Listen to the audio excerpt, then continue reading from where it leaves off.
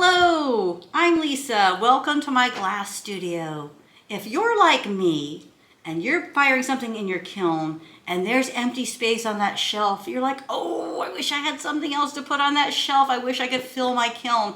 I can't stand to fire it without the shelf being completely full, because to me, it's a lot of energy, it's a lot of time, it's a lot of excitement, and I just want more out of every firing. So what I do in that circumstance is I partner pieces. Partnering pieces is simply having multiple projects in a single kiln at the same time, and multiple sizes. You can have small projects, you can have large projects, all in the kiln at the same time. There are a few criteria you want to follow when doing that, though.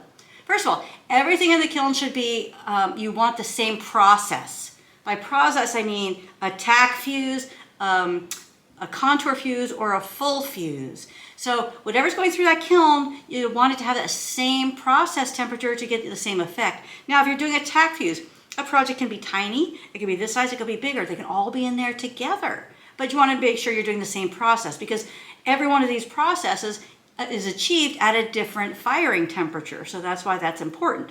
Also, you can fire big pieces with small pieces.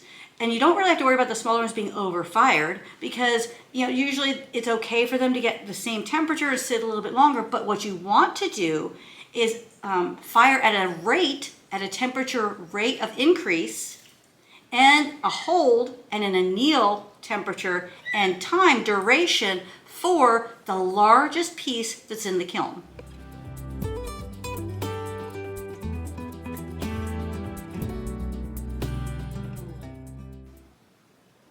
So it won't hurt a small project to fire more slowly, but it will hurt a larger project to fire more quickly. The reason for that is glass is sensitive to temperature change between room temperature and 1,000 degrees.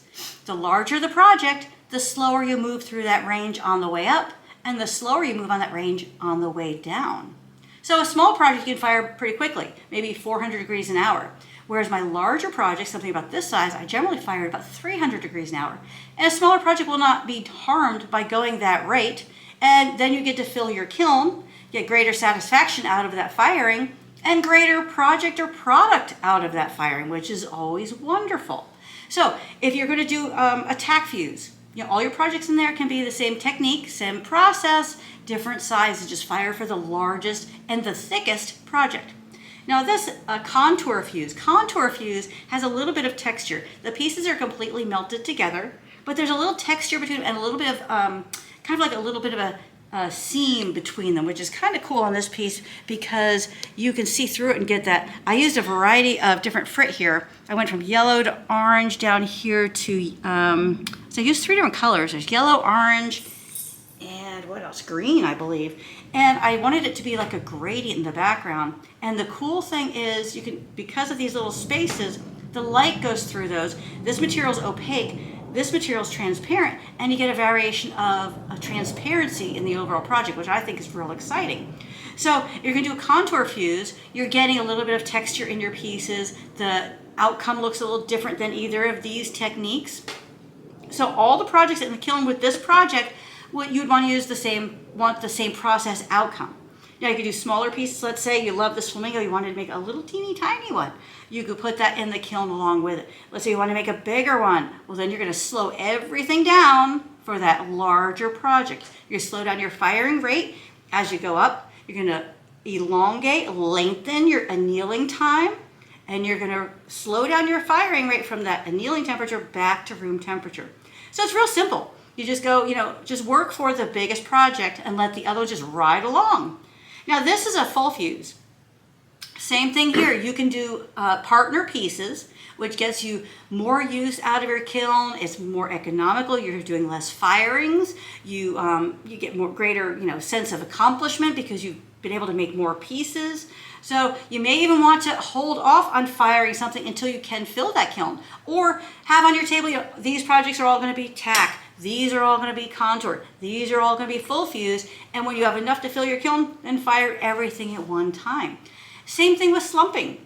Now you can slump different size pieces in the same kiln at the same time, but you're doing that single process, which is slumping. And again, the reason for this is all of these processes take place at a different temperature. And that's why they have to be done independently of each other, but you can partner projects together to get more out of your kiln, greater accomplishment, greater self-satisfaction. Whoa, I don't even know what the words are for this because it's just all so great. So that's a great way. If I could use the word great one more time, I might throw it in there a few more times. But it's a spectacular way to get more out of your kiln and more out of your firing.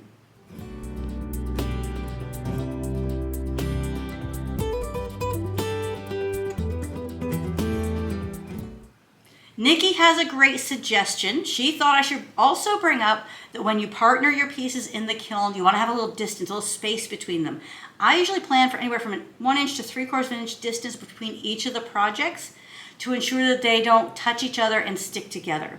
So you want to make sure, now the bigger the projects are, if they're thicker, you might want a little more distance to allow for any growth that might potentially happen. So a 2-layer project will, for the most part, remain the same size and shape that it is. It'll come out of the kiln the same size and shape it went in as.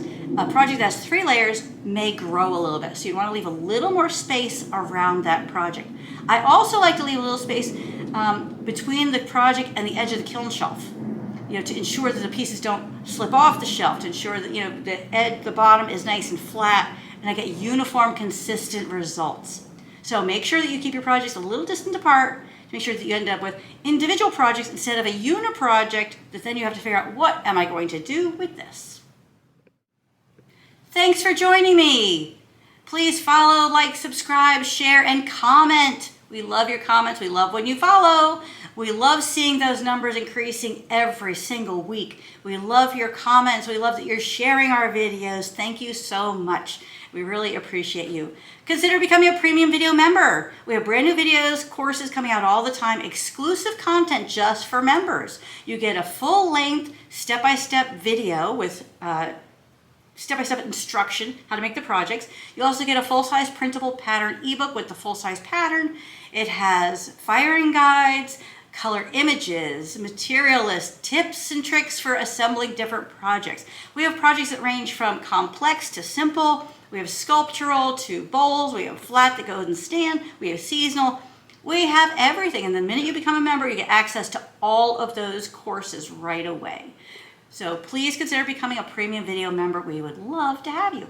And until next time, happy fusing.